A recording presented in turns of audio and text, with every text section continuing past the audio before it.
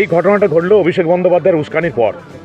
মেমারি একদম বাসস্ট্যান্ডের সামনে এই পুলিশ প্রশাসনের সামনে উনি হুমকি দিয়ে গেলেন ডিজেও বাজবে। কি হুমকি দিয়ে গেলেন সেটা সবাই দেখতে পেল। মেমারিতে রাজনৈতিক সংঘর্ষ ঘিরে উত্তেজনা, দুপক্ষের পাল্টা অভিযোগ।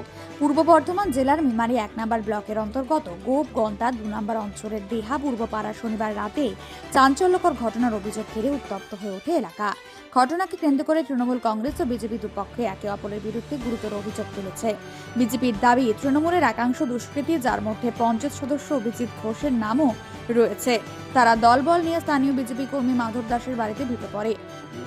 একজন সাংসদ এসে উস্কানি দিচ্ছে ভোটের পর ডিজে বাজবে। যদি ভোটে মানবগঞ্জ যেতে তাহলে কি হবে? তৃণমূল নেতারা কর্মীরা কি ভেবে দেখেছে? যদি মানবগঞ্জ যেতে তার ডিজেটা কারা বাজাবে? আমরাও তো এটা বলতে পারি। একটা 420 মতন রাস্তার কালপ্রিটের মতন একদম হুমকি দিয়ে গেলেন মেমারি বাজারে। তারপরে এই ঘটনাটা ঘটলো এবং এই হুমকিটা দেওয়া হলো পুলিশ প্রশাসনের সামনে। খুব লজ্জাকর ব্যাপার। পুলিশ প্রশাসন অভিষেক বন্দ্যোপাধ্যায়ের বিরুদ্ধে কোনো ব্যবস্থা নিতে পারবে না, কারণ তার পিসি হচ্ছে পুলিশ মন্ত্রী।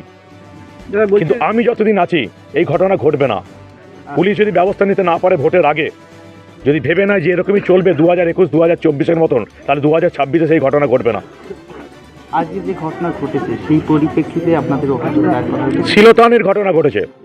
অভিষেক বন্দ্যোপাধ্যায় উস্কানি দিয়ে যাওয়ার পর তৃণমূলের গুন্ডারা, যারা পঞ্চায়েতের সদস্য, যাদের নাম করে অভিযোগ হলো, তারা শিলতানি ঘটিয়েছে।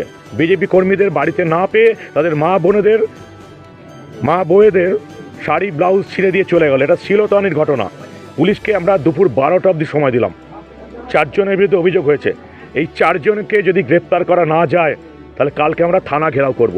মেমারি থানা থেকে পুলিশ অফিসারদের বেরোতে দেবো না। এই এলাকায় একটা উত্তপ্ত পরিস্থিতি, সেই জায়গা থেকে আপনার দলের কর্মীদের কি বলবেন এবং যাদের বিরুদ্ধে অভিযোগ তাদেরকে কি? এই উত্তপ্ত পরিস্থিতি আর থাকবে না আমি আশা করছি। শুধু আজকের রাত কেন, এরপর যদি এই এলাকায় কোনো ঘটনা ঘটে, এই বাড়িতে কোনো ঘটনা ঘটে, তাহলে সেই ফল খুব একটা ভালো হবে না। পুলিশ প্রশাসনের পক্ষে খুব একটা ভালো হবে না সেই ফল। সেটা আজকে অন্তত কিছুটা টের পাইয়ে দিয়েছি। অভিযোগ, বাড়ির মহিলাদের সঙ্গে দুর্ব্যবহার, গালিগালাজ, এমনকি শ্লীলতাহানির ঘটনাও ঘটে। ঘটনার খবর পেয়ে শনিবার রাতে এলাকায় পৌঁছান বিজেপি প্রার্থী মানব গুহ। তিনি অভিযোগ করেন, মেমারিতে রোড শো শেষ হওয়ার পর অভিষেক বন্দ্যোপাধ্যায়ের বক্তব্যের জেরেই এই ঘটনা ঘটেছে।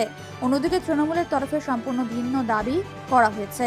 তাদের অভিযোগ, শনিবার সকালে দলীয় পতাকা ও ব্যানার ছিঁড়ে ফেলার ঘটনাকে কেন্দ্র করে উত্তেজনার সূত্রপাত। তৃণমূলের পক্ষ থেকে আরও দাবি করা হয়েছে, শনিবার রাতে বিজেপি প্রার্থী মানব গুহ তার কর্মী সমর্থকদের নিয়ে পঞ্চায়েত সদস্য অভিজিৎ ঘোষের বাড়িতে হামলা চালান। এই ঘটনায় থানায় অভিযোগ দায়ের করা হয়েছে বলেও জানানো হয়েছে। এদিকে নির্যাতিত পরিবারের পক্ষ থেকে মেমারি থানায় লিখিত অভিযোগ জমা পড়েছে বলে স্থানীয় সূত্রে খবর। রবিবার সকাল থেকে এলাকায় পুলিশ ও কেন্দ্রীয় বাহিনী মোতায়েন করা হয়েছে। পরিস্থিতি বর্তমানে নিয়ন্ত্রণে থাকলেও গোটা ঘটনায় এলাকাবাসীর মধ্যে আতঙ্কের পরিবেশ তৈরি হয়েছে। এ বিষয়ে মেমারি 1 নম্বর ব্লক সভাপতি নিত্যানন্দ ব্যানার্জি কি বলছেন শোনাবো। আবারও বলছি, সকলকে বলছি, আপনাকে অনুরোধ করছি, প্লিজ দয়া করে আবার গ্রামে যান, গ্রামের মানুষের সঙ্গে কথা বলুন। সম্পূর্ণ মিথ্যা কথা প্রচার করা হচ্ছে, অন্যায় কথা প্রচার করা হচ্ছে। অভিজিৎ প্রথমত বাড়িতে ছিল না। অভিষেক বন্দ্যোপাধ্যায়ের প্রোগ্রামের জন্য দলবল নিয়ে তারা মেমারিতে ছিল। দ্বিতীয়ত, যিনি প্রার্থী বিজেপি অর্থাৎ মানব গুহ, তিনি বহিরাগত দুষ্কৃতি নিয়ে গিয়ে দেহা গ্রামের মানুষের উপর হামলা চালিয়েছেন। অভিজিতের বাড়িতে গেছেন, অভিজিতের মায়ের প্রতি শ্লীলতাহানি করা হয়েছে এবং ওই দেহা গ্রামের মায়েদের বোনেদের কাছে শুনিয়ে দেখুন, কালকে রাত্রি 2-3টে পর্যন্ত দেহা গ্রামের মায়ের বোনেরা ওই দুষ্কৃতীদের তাণ্ডবেতে মাঠে গিয়ে শুয়েছে, মাঠের আলেতে গিয়ে বসে থেকেছে। দেহা গ্রামে যান, দেহা গ্রামের মানুষকে জিজ্ঞাসা করুন। একটি পরিবার, মাধাই দাসের ছেলে কার্তিক দাস আর ধীরেন দাস, তারা গোটা দেহা গ্রামটাকে অতিষ্ঠ করে দিয়েছে এবং তাদের কথা শুনে বিজেপির প্রার্থী বাইরে থেকে দল বল দুষ্কৃতী নিয়ে গিয়ে সেখানে মোটরসাইকেল বাহিনী নিয়ে গিয়ে গ্রামের মানুষের উপর যে অত্যাচার চালিয়েছে, দেহা গ্রামের মানুষ 29 তারিখে তার জবাব দেবে। 4 তারিখে আপনারা প্রমাণ পেয়ে যাবেন। থানায় অভিযোগ কিছু করা হয়েছে আপনাদের পক্ষ থেকে? আমাদের পক্ষ থেকে থানায় জানানো হয়েছে এবং ওসি থেকে আরম্ভ করে সিআই থেকে আরম্ভ করে যারা যারা পুলিশের আধিকারিক আছে তারা এলাকায় গিয়ে দেখেছে যে কীভাবে তৃণমূলের পতাকা উপরে উপরে ফেলে দেওয়া হয়েছে, কীভাবে এলাকার মায়েদের বোনেদের উপর অত্যাচার করা হয়েছে। মায়েরা বোনেরা প্রত্যেকে ছবির সামনে, ভিডিওর সামনে দাঁড়িয়ে প্রশাসনকে বলেছে যে কী অবস্থা গতকাল রাত্রে হয়েছে।